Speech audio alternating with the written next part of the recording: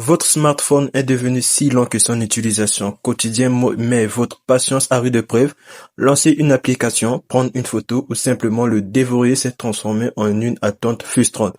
Vous êtes probablement sur le point de le remplacer, convaincu qu'il a atteint ses limites.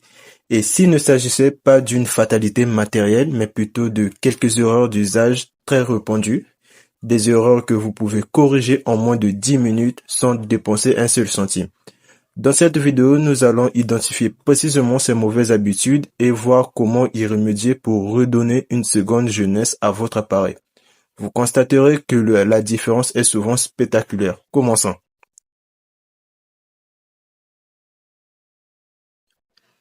La première cause de ralentissement est sans doute la plus fréquente, est un stockage proche de la saturation. Pensez à votre téléphone comme un espace de travail. Si votre bureau est entièrement recouvert de documents, il devient difficile de travailler efficacement. Pour un smartphone, le principe est le même. Son système d'exploitation a besoin d'un certain volume d'espace libre pour fonctionner correctement, gérer ses fichiers temporaires et opérer avec fluidité. La solution est simple, procédez à un nettoyage méthodique. Rendez-vous dans les paramètres de votre téléphone. À la section stockage, vous identifierez rapidement les éléments les plus volumineux qui sont généralement les photos et les vidéos. Envisagez d'utiliser un service de stockage en ligne comme Google Photos ou iCloud pour archiver vos souvenirs et ainsi libérer de précieux gigaoctets. Ensuite, examinez la liste de vos applications. Si vous n'avez pas ouvert une application au cours des derniers mois, il est fort probable qu'elle ne vous soit plus utile.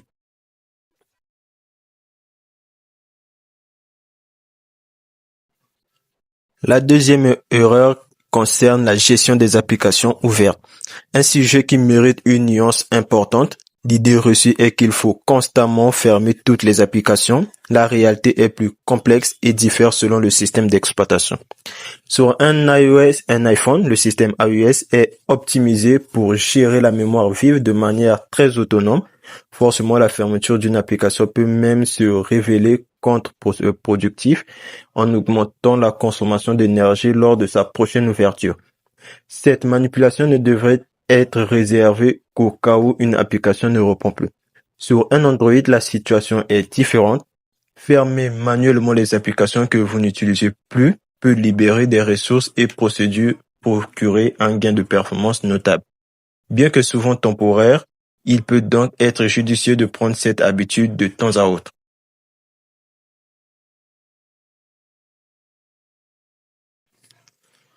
La troisième erreur, plus technique, consiste à ignorer les fichiers en cache. Le cache est une mémoire temporaire où les applications stockent des données pour accélérer leur lancement. Si son intention est bénéfique, son accumulation excessive peut paradoxalement engendrer des lenteurs, car il se remplit de données obsolètes qui encombrent le système. Pour remédier, vous pouvez vider le cache pour chaque application. Accédez aux paramètres, puis à la section applications, sélectionnez une application gourmande. Dans ce cas, on va prendre par exemple Canal+. Et ensuite, vous allez aller dans stockage. Donc, on va chercher stockage, espace de stockage et cache. Et comme vous pouvez voir ici, le cache est de 5,73 mégaoctets. Donc, ici, vous allez cliquer sur vider le cache. Donc, chez vous, vous allez chercher une application qui consomme beaucoup. Donc, quand vous allez voir l'application a augmenté de capacité, c'est-à-dire de stockage, vous allez vérifier dans les caches et vider le cache. Si ces premiers conseils vous ont déjà été utiles, n'hésitez pas à laisser un pouce bleu pour soutenir la chaîne. C'est un geste simple qui contribue grandement à sa visibilité.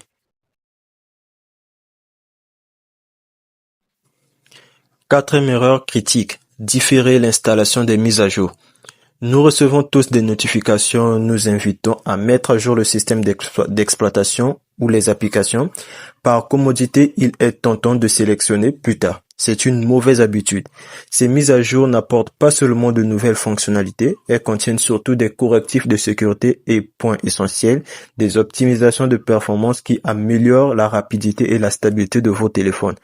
Ignorer ces mises à jour équivaut à négliger l'entretien d'un véhicule. Au début, les conséquences sont invisibles, mais à terme, les performances se dégradent. Prenez donc quelques minutes pour vous connecter au Wi-Fi et lancer ces installations.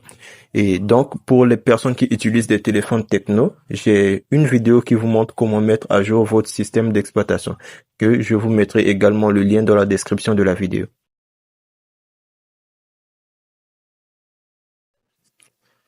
Une autre erreur fréquente est de surcharger l'interface avec des widgets superflus et des fonds d'écran animés. Bien qu'esthétiques, ces éléments ne sont pas sans conséquence. Chaque widget affiché sur votre écran d'accueil est une micro-application active en permanence qui se met à jour et consomme des ressources ainsi que de la batterie. Les fonds d'écran animés ou les live wallpapers sont encore plus gourmands car ils sollicitent constamment le processeur graphique. La solution est un retour à la simplicité. Optez pour un fond d'écran statique et conservez uniquement les widgets qui vous sont réellement indispensables. Vous gagnerez non seulement en fluidité, mais aussi en autonomie. Voici une recommandation dont la simplicité peut surprendre. Redémarrer votre téléphone. De nombreuses personnes le font que lorsqu'il cesse de fonctionner. Pourtant, un simple redémarrage hebdomadaire est une excellente pratique d'hygiène numérique. Cette action permet de vider entièrement la mémoire vive, de clore tous les microprocessus bloqués en arrière-plan et de rafraîchir l'ensemble du système. Considérez cela comme une façon d'offrir une nuit de repos complète à votre téléphone. Donc, je vous conseille d'activer le redémarrage automatique. Dans mon cas, ici, vous pouvez activer sur le redémarrage automatique. Vous pouvez trouver les paramètres ces paramètres dans la section système de votre téléphone et vous allez activer le redémarrage hebdomadaire.